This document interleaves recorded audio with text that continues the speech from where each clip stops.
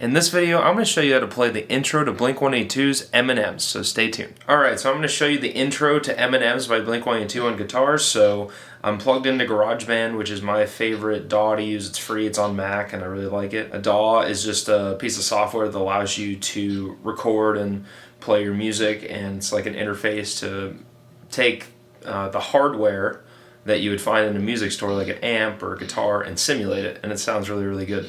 I'm going to show you what it sounds like really fast. This took me a really long time to learn. This is what it sounds like fast.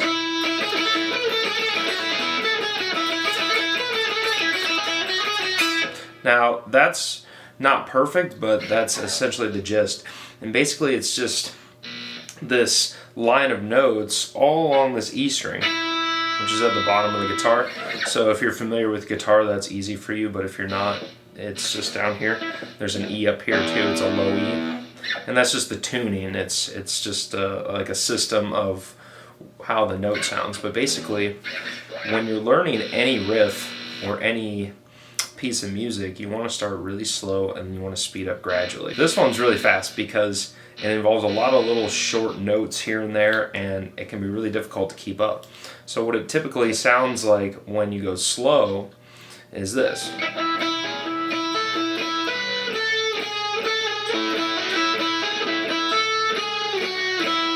That's one part of the riff.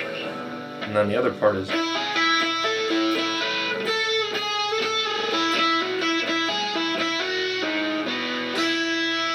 What I was taught to do when I was learning this song, and what I watched other people do, and then when I was actually trying to learn it myself, without any extra help, was to break it into parts and then to learn those parts. So you need to start with the beginning of the riff. So it's going to start off with a couple notes here. And right there, you're already doing a few different things that are kind of advanced. So what you're doing, even with the very first series of notes, it's what's called a hammer off and pull off. And a hammer on is just when you press your finger down. So you play a note, and then you, basically it's like a hammer coming down on that fret or that part of the guitar. And so, and then a pull off is when you've already hammered on and then you pull the string down. You don't have to do it that aggressively because it will sound kind of weird. If you do it like just at a regular pace and a regular aggressive or a regular motion, then it will come off really nicely. So, and so what you can do is you can get extra notes in there without actually moving your picking hand, because the picking hand generally, like if you're playing really fast, you're like something like that, but you can actually not have to do that. You can just play. And I only did 2 strokes there with my pick. What I usually do when I'm learning a song, especially this one when I was learning it, I would start off with that. So, and I would start really slow. And you can use what's called a metronome, so you can pace out how the song goes, like at the speed. So it does like a beats per minute of like how fast the drummer is playing. So if the song at normal speed is, then you can start at like half that speed or slower. So I know that this song is played at about 170 beats per minute or something like that. And so I would want to start at maybe like 80. So what I can do is in my DAW, I can lower the tempo of the actual song, and it has a built-in metronome, which is pretty cool. So I'm going to take it down to like 80. And then when I play this, I'm going to play the metronome. And it's just a series of beats, and basically you can hear the tempo of the song. Now, the drums and the fills and everything that goes in between each of those beats, like all those different parts of the part, you won't hear that with the metronome, but you can imagine when you speed that up, if you were to slow it down, you can imagine it's a couple hits on the drums and a couple notes here, and then when you speed it up, it gets really cool and really fast.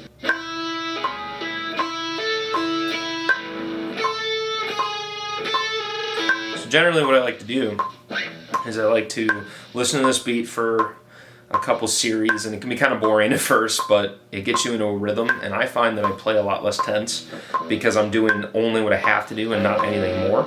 You start off really slow, and you can do it each click or beat, like each pounding of the metronome, you can do a note. So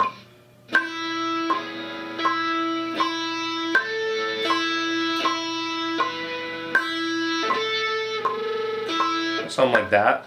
And that will work, but sometimes it's too slow and it doesn't give you the rhythm of the song. So sometimes you want to do what's called a subdivision.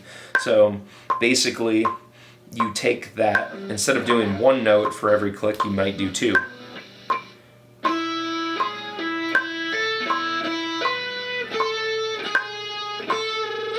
Something like that. And it's not always perfect. You can't just do like a perfect set for the rhythm of the song, like a set of notes, because sometimes it doesn't work out rhythm-wise. There might be breaks and stuff like that.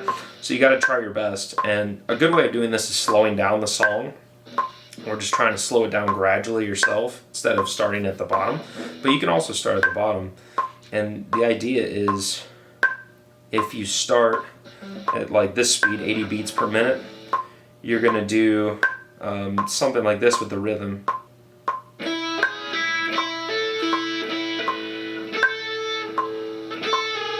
So that wasn't perfect, and it was actually kind of messed up. And that's actually a good thing when you're slowing down a song. Like I might be able to play it fast, even though it's not perfect, but it gets you to really hone in on those things that you're messing up. So what I was doing is I was messing up this note, which is like the fifth on the E string here. And generally, you start at the fourth on the E string, and you go.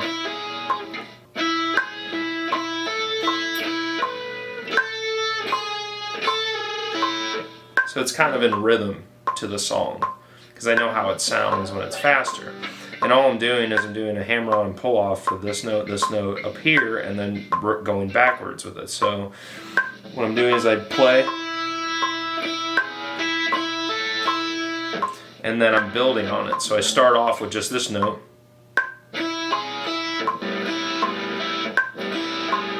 Just trying to get that rhythm. Then I try to build on that.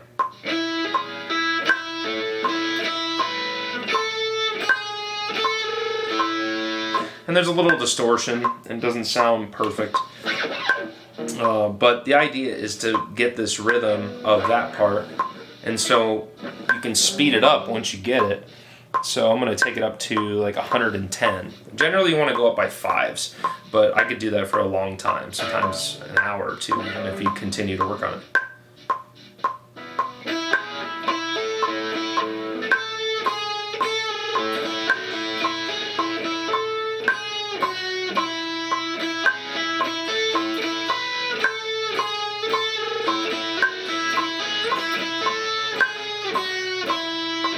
Again, it's not perfect, but the idea is I'm listening to the metronome and I'm trying to get in sync with that.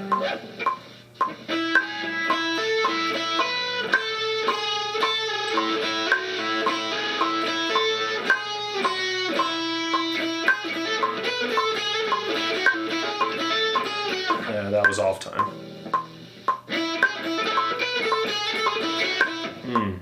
Sometimes it's hard to pick up the actual rhythm of it.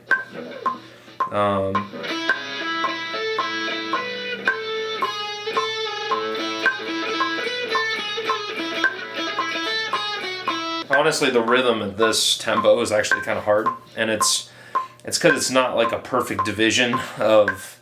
So like if you start at 170 and go to like 85 or 90, like you're about halfway. This is at 110, so it's kind of like in between. So it's kind of awkward, especially with how the notes are laid out. So if I go to like maybe, let's say 120, it might be a little bit better.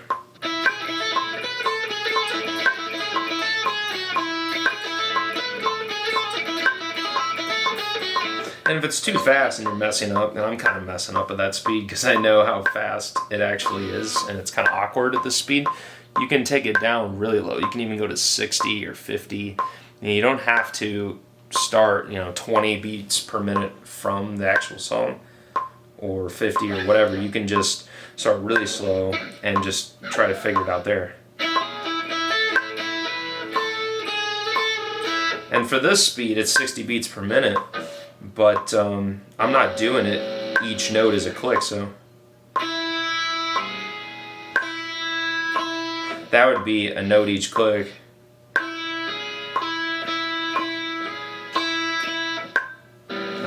Let's see.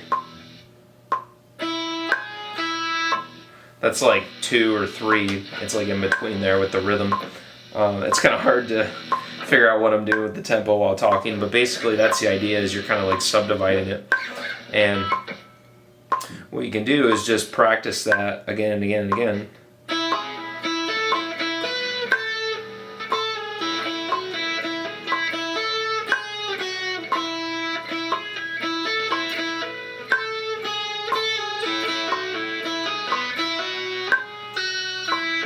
And generally when you're watching a video like this, the goal is just to watch how a guitar player, plays on the frets. Sometimes it's hard to see if you don't have the best camera angle.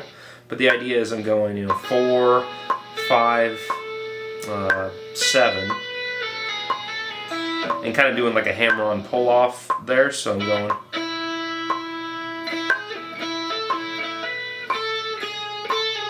For that part, and then I go back to the 2.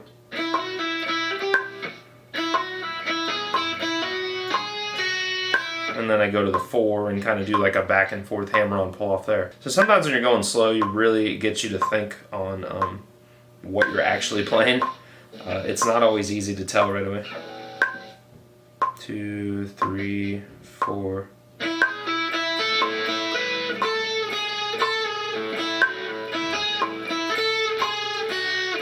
And the first part of the riff, like this second piece of that first run, a run meaning like, until there's like a break between some of the notes, is you go 2, 4, 5, and then back. So the whole first run is.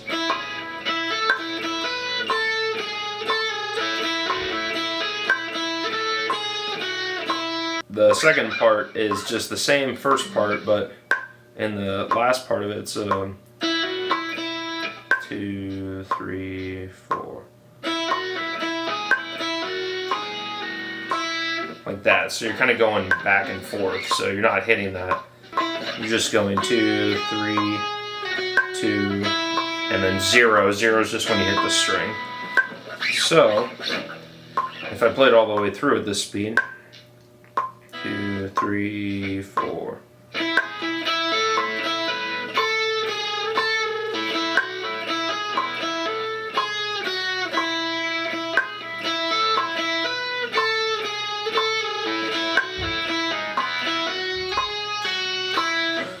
That's what that sounds like. And if I turn it up to like maybe 76 or 75, then it speeds up a little bit and you can kind of gradually move up. So you go.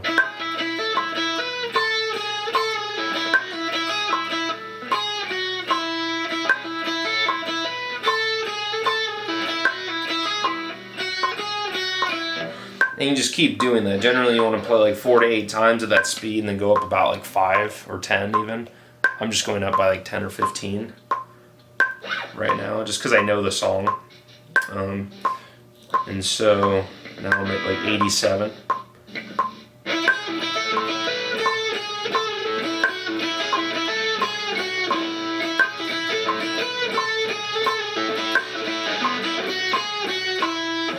So I'm going to try to go ahead. Sometimes going ahead is better because you kind of understand how the song actually sounds. And so you can go ahead. So it's not always going to be perfect, but ideally you want to go up 5 to 10 each time and hit it at every point.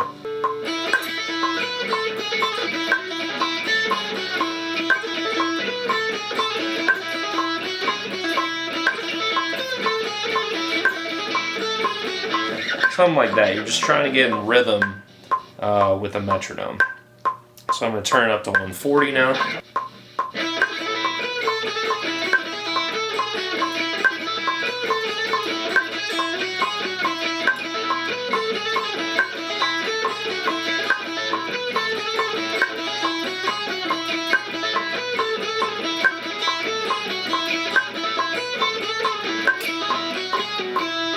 So now the speed starts to build up, and I actually start to get it there at the end. So now I'm going to 160, which is a bit of a jump.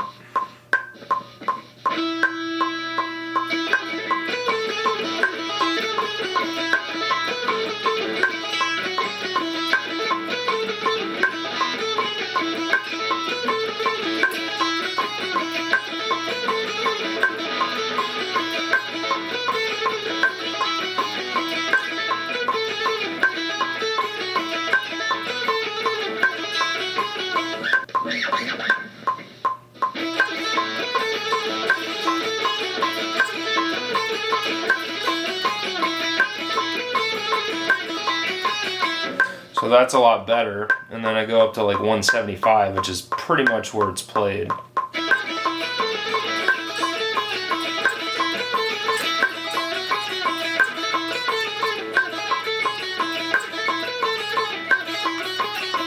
I accidentally turned my volume down.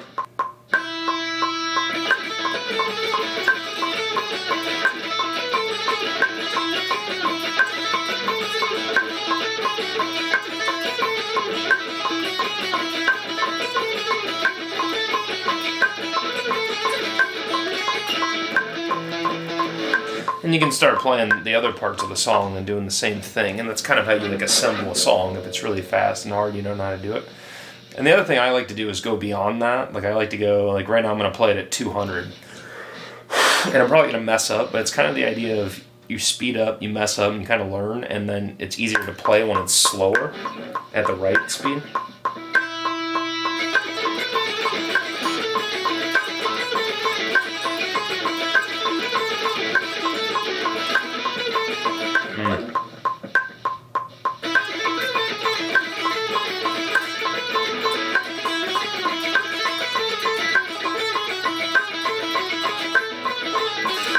Kind of just did my own part there.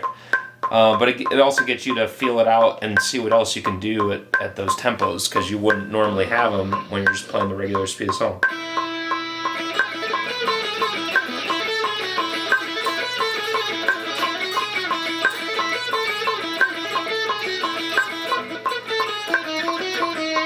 Kind of messed up there. Sometimes you gotta slow yourself down.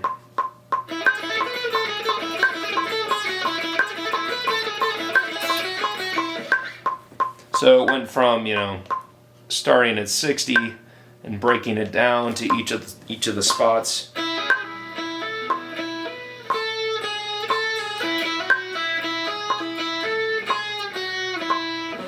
To taking it all the way to 175.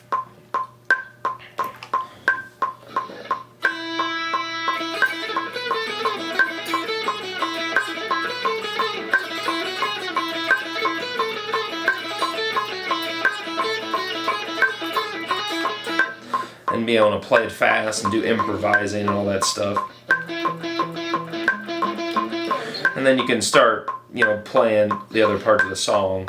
And it's really cool because it looks really intimidating to play a riff that fast that has all these intricacies. Because it's not just like I'm going, like that, like really, really fast, like chords or something.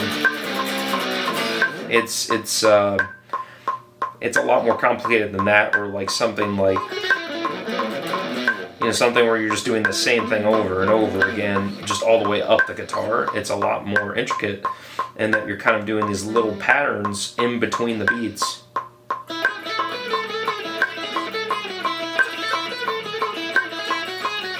And you kind of have to hear that and then be able to slow it down and speed it up.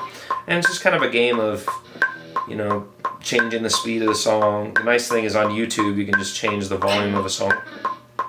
And the nice thing on YouTube is you can change the tempo of a song and see like how it's going, and you can kind of slow it down or speed it up.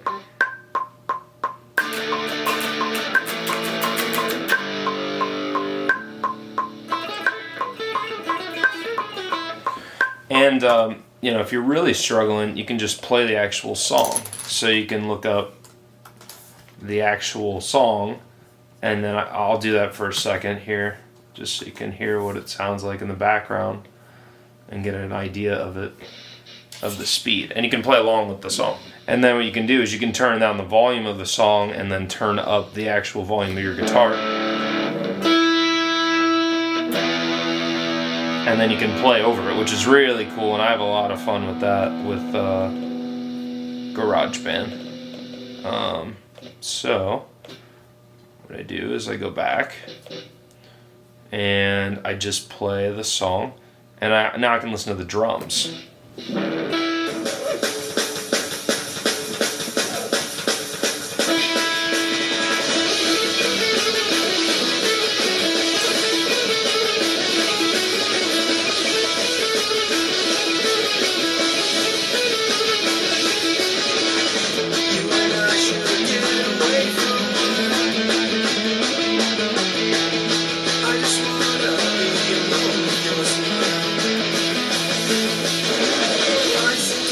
can just play the song, which is pretty cool. And you know when there's no difference between you and the song, that you're in time, which means you're following the speed of the song.